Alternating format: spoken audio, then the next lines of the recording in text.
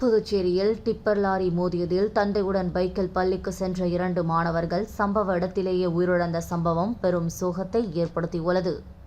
புதுச்சேரி தொண்டமானத்தம் பகுதியைச் சேர்ந்தவர் நடன சபாபதி. புதுச்சேரியில் அரசு கூட்டுறவுத்துறையில் பணிபுரிந்து வருகிறார். இவரது மனைவி அனிதா. இவர்களுக்கு 2 மகன்கள் உள்ளனர்.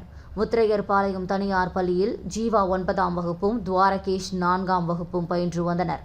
இந்த நிலையில் இன்று காலை வழக்கம் போல் நடன சபாபதி தனது 2 மகன்களையும் பைக்கில் அழைத்து கொண்டு பள்ளிக்கு சென்று கொண்டிருந்தார். பறையூர் அருகே வந்தபோது வேகமாக வந்த டிப்பர் லாரி நடன சபாபதி பைக்கின் பின்பக்கம் மோதியதில் மூவரும் நிலை தடுமாறி கீழே விழுந்தனர். அப்போது லாரியின் சக்கரத்தில் சிக்கி சகோதரர்கள் இருவரும் தலை நசுங்கி சம்பவ இடத்திலேயே பரிதாபமாக உயிரிழந்தனர். விபத்தில் பலத்த காயமடைந்து கிடந்த நடன சபாபதி தன் கண் முன்னே 2 மகன்களும் உடல் நசுங்கி பலியானதைக் கண்டு கதறி அழுதார். இதையடுத்து அங்கிருந்தவர்கள் ஓடி வந்து நடன சபாபதியை மீட்டு அரசு மருத்துவமனைக்கு சிகிச்சைக்காக அனுப்பி வைத்தனர்.